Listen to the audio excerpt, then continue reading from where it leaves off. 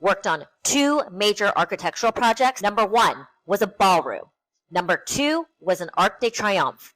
Those two things Trump is now actively working on. I want to show you guys what's been going on with Donald Trump in this ballroom, because as a couple days ago I did say, there's things that people are not really mentioning about this that I think are very important and I think very revealing. So let me break it down to you guys again of where this all started. You know, there's a relative, nobody's actually seen anything quite like it. I think it'll be one of the great ballrooms anywhere in the world. It's about $300 million. It's set to do many, many things, including meetings of foreign leaders, including the honoring of foreign leaders. You can see this. This is a plan. If it's got tables so that you honor a foreign leader, we have a proper space. Right now, we have a space that with tables holds about 79 people. There's Trump showing off some plans for his ballroom. But there's been some experts that talk about the costs of things like this, the builders of things like this, things like specifically ballrooms and how many people it holds and the size that they're creating this to be. We've already seen the lies about not wrecking part of the East Wing where he said it's not going to be touched. Then it was completely touched. We've seen thoughts about how many it would seat and the size of it. It's gotten much bigger than what it is that they originally said. There's a lot of weird questions surrounding this.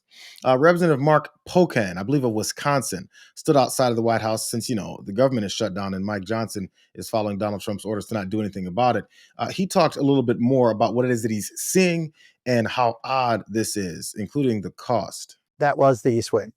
For visual learners, this is exactly what Donald Trump is doing to this country. He's tearing it apart. I'm looking up a cost of a ballroom construction-wise is $200 to $400 a square foot. When you look at the $300 million this 90,000 square foot facility is going to cost, that's $3,300 plus per square foot. That's 10 times the cost of building a normal ballroom. To ask for a permit after the fact to construct something, but not to demolish something is really crazy. So I just wanted to stop here and show you this is really crazy how much we are spending. I want to know what we're getting. I serve on the Oversight Committee on Appropriations for this kind of spending. We've asked the president to send some folks from the White House to explain it to us. I doubt they're going to do that. Sad to see what's happening, especially when we don't know what's happening. And by the blocking off of every street around here, not many people are going to have any idea. Just wanted to show you a firsthand experience since Republicans didn't show up again this week. I got a little time on my hands. Talking about the cost, the sizing of these whole things, how everything's changing. Of course, the destruction of that East Wing that everyone is upset about. That, I believe, is part of the distraction because this is where the developments of these things have come. If you haven't heard, there is this group.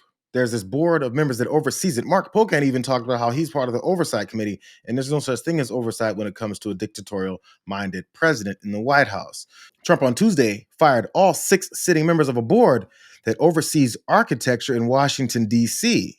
CBS News confirmed it as the president plans a slate of major building projects in the capital city, including that massive White House ballroom. Here's a quote.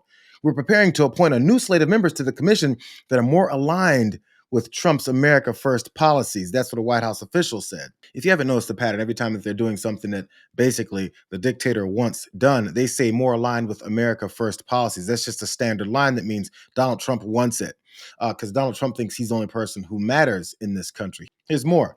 The Commission of Fine Arts had 6 members, all of whom were appointed during former President Joe Biden's term. This is important, though. The ouster is not without precedent. The Biden administration also replaced at least 6 members of the commission who were named during Trump's first term. So it's not unprecedented. It's not all that crazy to replace some members of this board. The weird part is what it is that you're doing with these new folks that you put in place, especially since everything we've heard from this president is that everything he does and everyone that he surrounds himself with are all based in loyalty. Here's more. It's not clear whether the White House intends to submit its ballroom plans to that Commission of Fine Arts. So why replace them anyway? Except to get out people that might not want you to do the things that you're planning to do, which has overseen some prior White House projects. A White House official told CBS last week that the plans will be submitted to the National Capital Planning Commission. No, I'm not familiar with the National Capital Planning Commission, but there's a reason why they're avoiding this commission that's supposed to be overseeing these types of things. No oversight, none of that is really happening. Here's more. This project represents one of the most substantial alterations to the White House in modern history. That's what Representatives Jared Huffman, Robert Garcia, and Yasemin Ansari said in this letter. The decisions were made in complete secrecy and undertaken without public disclosure or proper consultation. You see the differences here. So other presidents may change people on this commission, but what they don't do is do things in secret and then not notify anyone else of those plans. Or when those plans are being notified of in front of press and in front of cameras, they say one thing, and then when you look around, they're doing something completely opposite. And for some reason, people don't turn around and ask him, yo, why did you say one thing and then do another? This looks pretty nefarious. It's part of that nefarious activity. At a dinner earlier this month to thank private donors to the $300 million ballroom project that wasn't supposed to be $300 million. I think it started at $100 million. Trump marveled at how easily he was able to kick off construction. Here's a quote from him. They said, "Sir, you can start tonight. You have zero zoning conditions. You're the president." That's a quote from Donald Trump. It goes along with other quotes that he's said, where he says things like, I can do whatever I want. I'm the president. I'm the head of the military. I'm the president. I can run New York City. Everything goes through me. I'm the president. I can destroy Washington, D.C. I'm the president. I can invade Chicago. I'm the president. I can send military into these cities. I'm the president. It goes along with that same thing where when he says I'm the president, what he's talking about is I'm the dictator. I wonder if you guys remember when he was talking about this edition that is not a ballroom. What is this, Mr. President? Thank you guys.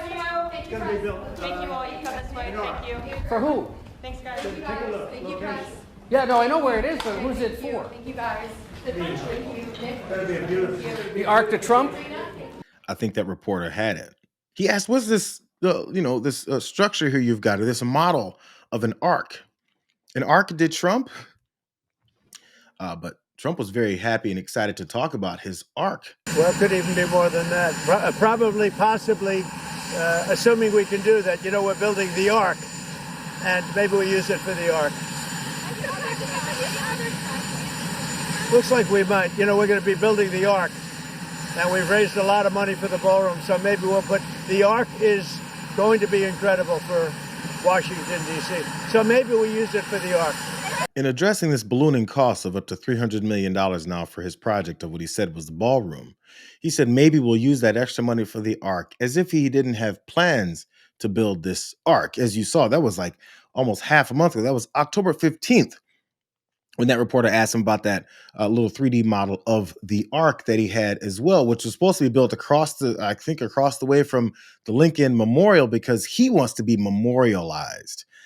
For some reason, I'm not sure why, but people aren't asking more questions about this ark. He talks to people that he likes and thinks has enough money to brag about this ark. Man, he's really all over it. He's having a lot of fun. Here he is again. It looked like in either of the three, any of the three sizes, which is right here. I don't know if you can see it.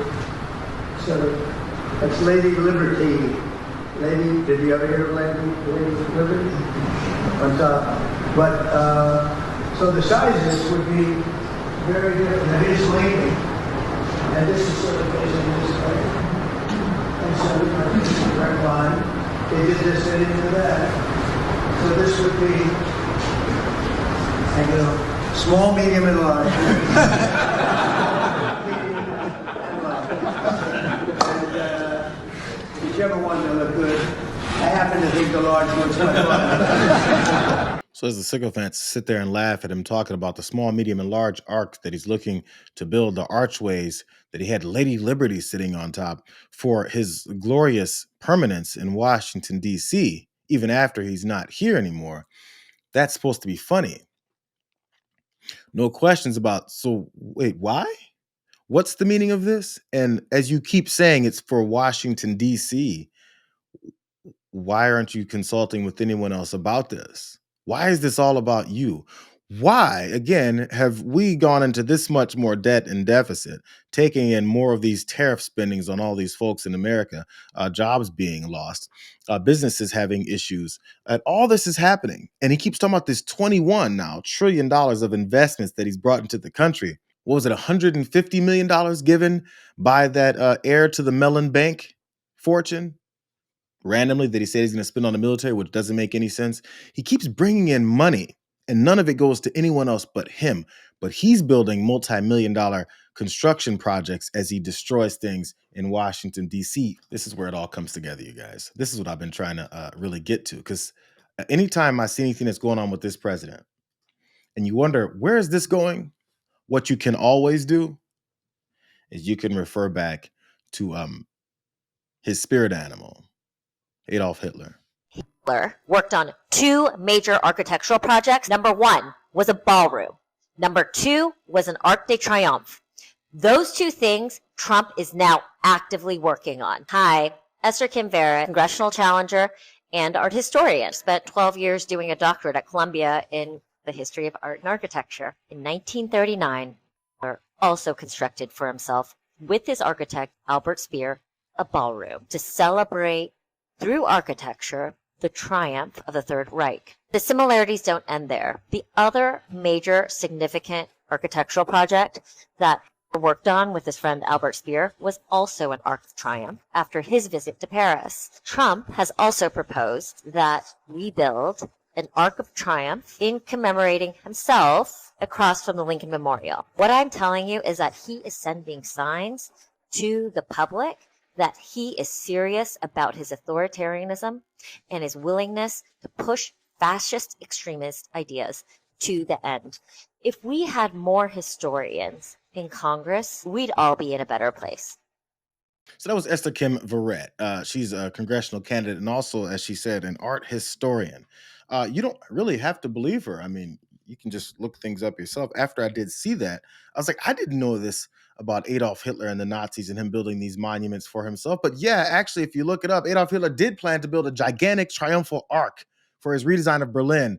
And I can't read what that says in German, but he had a name for it. So that monument, designed by his chief architect, Albert Speer, would have been considerably larger. I want you guys to keep listening to these similarities. Considerably larger than the Arc de Triomphe in Paris, and was intended to symbolize German power and victory. The plans were never completed due to World War II. Again, the Arc was conceived to dwarf existing monuments and demonstrate the absolute power of the Nazi regime. Hitler's interest in outdoing Paris was so pronounced that he allegedly told Speer after visiting the French capital, quote, "Berlin must be made far more beautiful. When we are finished in Berlin, Paris will only be a shadow." Do you guys remember when he came into Washington, D.C., and he said he wants to change all that stuff around? Remember how he just got rid of all these people on this commission that oversee things like the architectural normalcy of things in Washington, D.C.? Do you remember when he said he's going to clear out things and make sure that there's all these great grand things for his triumph? It's literally the exact same thing. Along with the secret, not even secret police anymore, along with his Gestapo that's running through the streets, along with his detention camps, along with his soon-to-be concentration camps, along with him destroying the economy and blaming certain minorities that you're supposed to hate, a vast number of them. What they're going after is the exact same game plan that his spirit animal, the Nazis, always pulled off. And I'm telling you, on Inauguration Day, his fellow Nazi Elon Musk gave that Heil Hitler salute, and I'm telling you, everyone decided to have a conversation about what we're seeing rather than a conversation about what we're going to do about it. So while we're talking, they're doing.